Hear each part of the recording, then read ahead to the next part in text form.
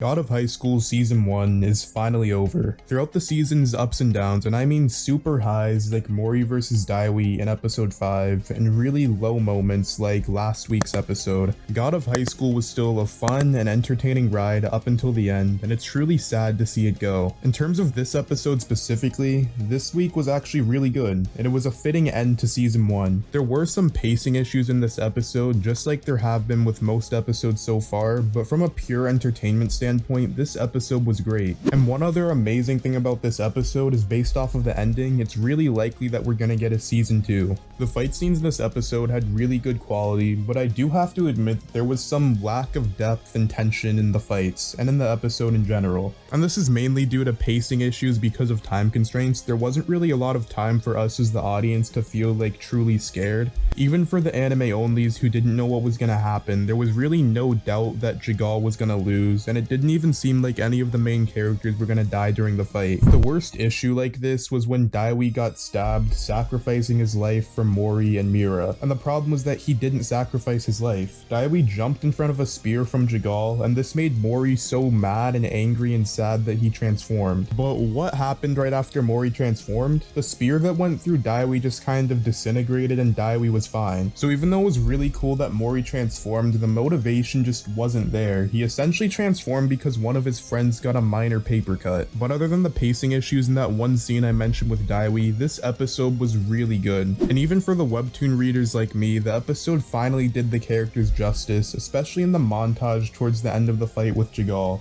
We got to see Mori, Mira, Ilpyo, and Daiwi all working together, doing combo and tag team attacks against Jigal, which was really good fan service for all of the webtoon readers like myself. And even the montage at the end of the episode replacing the traditional ending was amazing. It had a lot of good character and extra plot development, really building to a season 2, which I'm hoping will release within the next 2 to 3 years. With that being said, let's get into the finale of the season, God of High School episode 13, God/God. This week we got straight to business. There was no pre-opening scene, just the opening scene and then the start of the episode. The very beginning of the episode shows Mujin along with the other judges and 6 members saying that there's no sign of Jason or Mandiok.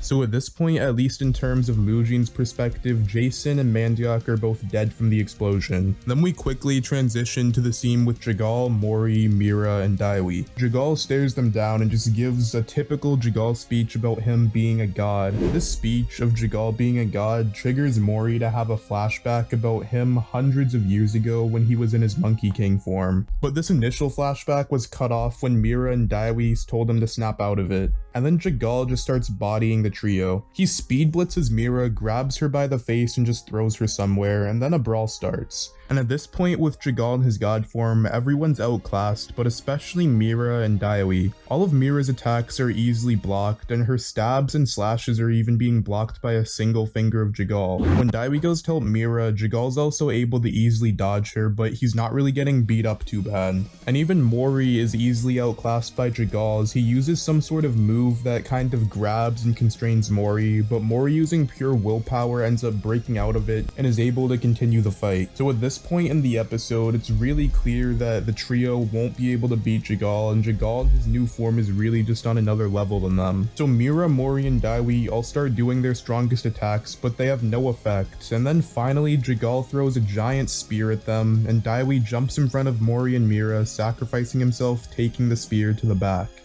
As Daiwi stands there protecting his friends, he tells Mori and Mira that they need to run away, and Mori seeing this triggers another flashback of him seeing himself as the Monkey King, where he summoned his giant staff, Nyoibo, killing all of the angels in the flashback. But this time after summoning his staff in the flashback, a giant staff appears in the present and Mori transforms into his Monkey King mode. And that's what I was talking about a bit earlier in this video. By this point, it's a pretty common trope in anime. Something happens to a character's friend or family, they rage out, transform, blah blah blah. But what's not fine to me is that in this episode, Mori transformed and Daiwi didn't die. Of course, as a Daiwi fan, I didn't want Daiwi to die or even suffer any major long-term damage, but I think that something had to happen to cause Mori to transform, because at this point it really just didn't make sense how Daiwi was able to tank a giant spear from Jigal, and even talk to Mori and Mira telling them to run away like he was about to die and sacrificing his life, only for him to be completely fine 5 seconds later like nothing happened. But other than that inconsistency, the transformation was still really cool. As soon as Mori transformed, Mandiok instantly recognized him as Satan Teisei, and Satan Teisei is just another word for the ruler of the Sage Realm, who happens to be Mori, which was the Monkey King. And it's not just Mandiok, the other commissioners also recognize Mori as being an actual god and freak out about Taijin housing him all this time. And then the fight between Mori and Jigal starts, and this is just such a beautiful fight. They're trading blows, but Mori always has the upper hand throughout the fight, and it just looks really good. If you haven't seen it yet, please go watch the fight. I can't do it justice here just by describing it, but I'll go over some of the key parts that really stood out to me. The first scene I want to talk about was somewhere in the middle of the fight when Mori says "Grow Nyobo." And after saying this, Mori's bow staff hit Jigal in the gut and started growing, just sending him into the air. And as Jigal was being propelled upwards by the staff, Mori ran on top of it, striking Jigal, and every time he punched Jigal, he said that it was for one of the friends that Jigal hurt. So Mori punched Jigal once for Mira, punched him again for Daiwi, punched him one more time for Sungka and Sungyeon. Then his final attack was for Ilpyo as Mori sent Jigal flying straight into the ground. And after this strike, Jigal is down for a while, but he gets up saying he's not a loser. Then Mori summons a giant cloud smiting Jigal, and after Jigal gets hit with all of the lightning, he loses his god form and he turns into a shriveled up version of himself. But once he turns into this shriveled up version of himself, his chariot greed finally completely takes over him and he turns into a monster. He's this huge grayish, blackish blob, and it has all the heads of the people that he's eaten so far. And after Jigal's transformation, we get one of the best scenes of not only God of High School, but maybe this whole season of anime in general. So Ilpyo walks up to Mori saying that he has to rely on his friends more. Then Ilpyo, Daiwi, and Mori link arms and walk towards Jigal together. And then the remainder of the fight is really nice fan service. We have everyone working together doing combo attacks with music playing in the background, and it's just really cool. We get to see more of Mira's chariot with it actually riding the horse this time. We see Ilpyo doing a lot of his strongest attacks. And then we even get this really cool scene of Mori and Daiwi back to back doing their twin dragon kicks together at the same time against the monster. At the end of the montage, Mori does one final blue dragon's kick and ends up defeating Jigal. And then Jigal lies as just a crippled torso with greed almost completely eating him. He has one final flashback of his mom, then dies telling Ilpyo to have a good life, and passes a little bit of the ki back, but the rest of Ilpyo's ki just kind of dissolved into the air. And with that, the main part of the episode ends, and honestly from here the exposition just gets even better. So as soon as the fight ends, Eungyo arrives in front of everyone carrying Bora, and then she comedically beats up Mori, calling him a dumb ape, just referring to him in his Monkey King form.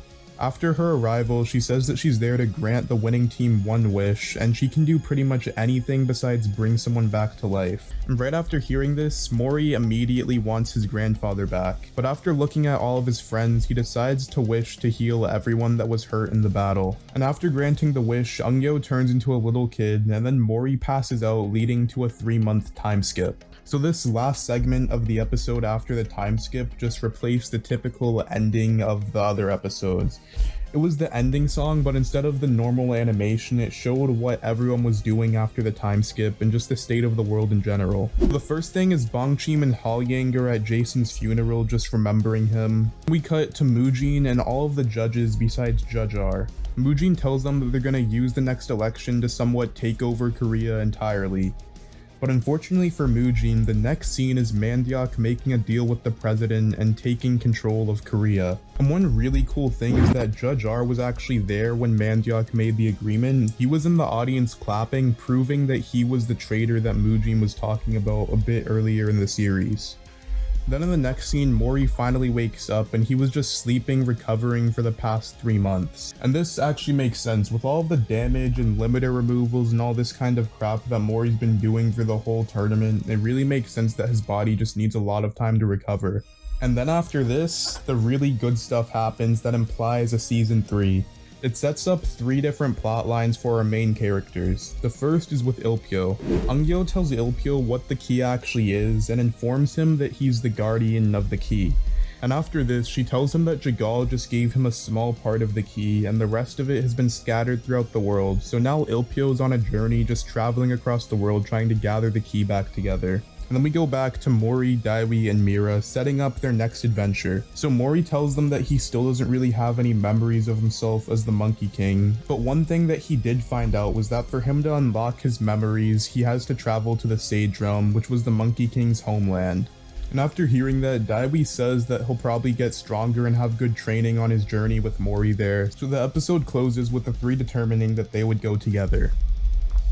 But even that wasn't it for the episode. After it fades to black, we get a post-credit scene of Taijin. Taijin's still locked in prison with all the Nox members guarding him, and the last line of season 1 was Taijin saying that one day Mori will even be strong enough to defeat him.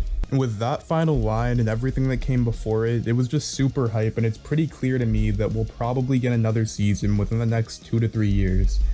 And as for the future of this channel with God of High School ending, I'm gonna do one more final cut content for this episode, and beyond that I'll be posting Noblest cut content along with a lot of One Piece videos. But don't worry for all you God of High School fans, I'll still be posting God of High School discussions, power scaling, theory, and just other God of High School videos at least once a week. The God of High School videos are probably going to be going up on Mondays at the same time a normal episode would drop, and I promise you guys I'll be consistent with God of High School uploads up until season 2 finally drops. And that's it for this video. If you love God of High School or if anything you want me to cover in the future, leave it in the comments. And if you want to stay up to date with everything God of High School and all my future content, make sure to like and subscribe.